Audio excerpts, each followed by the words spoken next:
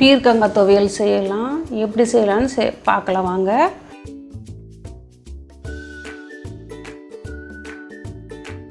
இந்த வீடியோக்குள்ளே போகிறதுக்கு முன்னாடி நம்ம நெல்லை சேனலுக்கு சப்ஸ்கிரைப் பண்ணாதவங்க சப்ஸ்கிரைப் பண்ணுங்கள்.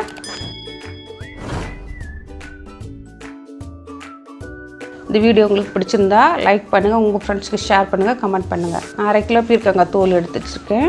1/2 கிலோ பீர்க்கங்காய் தோல் நான் சீவி வச்சுருக்கேன். பாத்திரம் சூடானதான் 25 ml எண்ணெய் ஊற்றிக்கோங்க. நான் 10 வத்தல் போட்டு வச்சுருக்கிறேன்.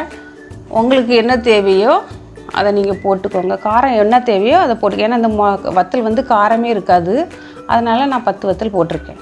காரமான வத்தல்னால் ஒரு 6 வத்தல் போட்டால் போதும். ஏலாம் தீயில தான் வறுக்கணும். இதை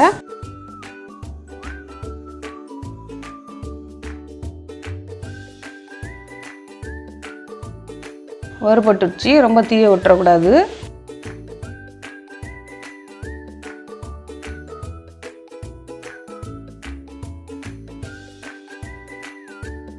முழுசாக ஒரு புளி எடுத்து வச்சுருக்கேன். அது எண்ணெயில் வந்து வறுத்து எடுத்து வச்சுக்கணும். ரொம்ப தீயை விட்டுறக்கூடாது. எண்ணெய் தீயை வந்து சிம்மில் தான் வச்சுருக்கணும்.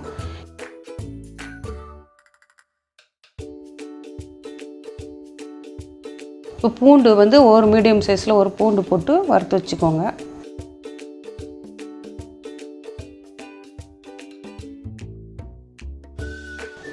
அந்த பீர்க்கங்காய் தோல் எடுத்து வச்சுருக்கோம்ல, அந்த பீர்க்கங்காய் தோல் எடுத்து போட்டு வதக்குங்க. நல்லா கிளறி விடுங்க, நல்லா பரவலாக விடுங்க. அப்போ தான் வந்து அந்த தோல் வந்து நல்லா சூடுபடும் நல்லா எல்லா இடத்துலையும்.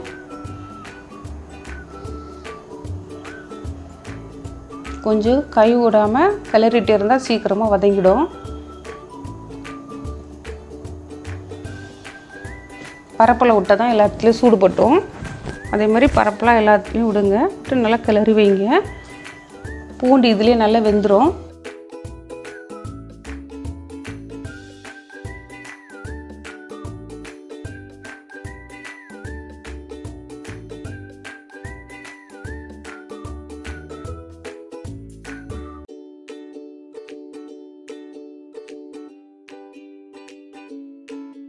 நல்லா வதங்கிடுச்சு. நான் வானலில் எடுத்து கீழே வச்சுருக்கேன். அது சூடு ஆறட்டும். மிக்ஸி ஜாரில் வந்து சூடாக போட்டால் மிக்ஸி ஜாரில் கெட்டு போய்டும். அதனால தான் நான் வந்து சூடு ஆறுறதுக்காக வச்சுருக்கேன். ஆறுனதுக்கப்புறம் அரைக்கலாம். மிக்ஸி ஜாரில் வந்து நான் மிளகா வெட்டி போட்டு, காஞ்ச மிளகா, அதான் வத்தல் சொல்லுவாங்க, வத்தலை வெட்டி போட்டு வச்சுருக்கேன். அந்த புளி எடுத்து போட்டு வச்சுருக்கிறேன். கொஞ்சம் ஆறிடுச்சு. இப்போ கொஞ்சம் எடுத்து போட்டு அரைக்கலாம். ஏன்னா ஃபுல்லாக போட்டால் அரைப்படாது. அதனால் கொஞ்சம் கொஞ்சமாக போட்டு அரைச்சிக்கலாம். தண்ணி விடாமல் அரைக்கணும்.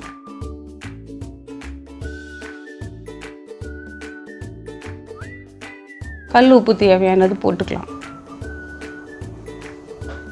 இப்போ எடுத்து அரைங்க. பாருங்கள், கொஞ்சம் நல்லா தூளாயிடுச்சு. இப்போ மறுபடியும் அந்த வதக்கி வச்சுருக்கதை எடுத்து போடலாம். மொத்தமாக போட்டால் அரைப்படாது, அதுக்காக தான் நான் கொஞ்சம் கொஞ்சமாக போட்டு அரைக்கிறேன்.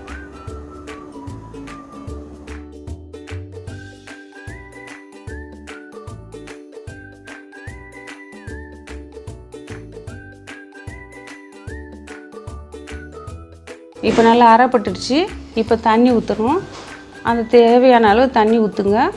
முங்குறதுக்கு முன்னாடி, அந்த மிக்ஸி ஜார் முங்குறதுக்கு, அந்த சாது இருக்குல்ல, தூள் முங்குறதுக்கு முன்னாடி தண்ணி நிறுத்திக்கணும். இப்போ அரைப்பட்டுச்சு. துவையல் ரெடி.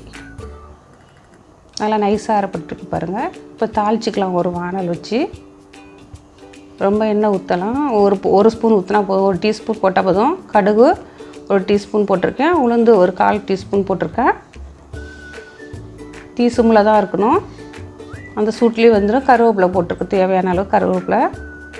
அடுப்பு ஆஃப் பண்ணிவிடுங்க. அதுலேயே நல்லா வறுபட்டுரும். பெருங்காயத்தூள் இதில் ஊற்றுச்சுன்னா பெருங்காயத்தூள் கூட கொஞ்சம் போட்டுக்கலாம் அந்த எண்ணெயிலேயே. இப்போ எடுத்து ஊற்றிடுவோம் அந்த துவையலில் எடுத்து. பெருங்காயத்தூள் வந்து எப்போ போடணுன்னா அடுப்பு ஆஃப் பண்ணதுக்கப்புறம் தான் பெருங்காயத்தூளை போடணும்.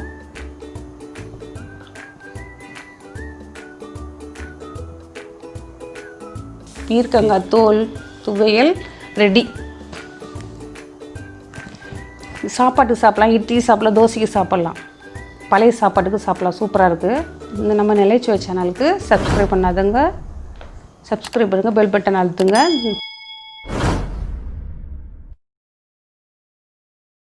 இந்த வீடியோ உங்களுக்கு பிடிச்சிருந்தா லைக் பண்ணுங்கள், உங்கள் ஃப்ரெண்ட்ஸுக்கு ஷேர் பண்ணுங்கள், கமெண்ட் பண்ணுங்கள். பை.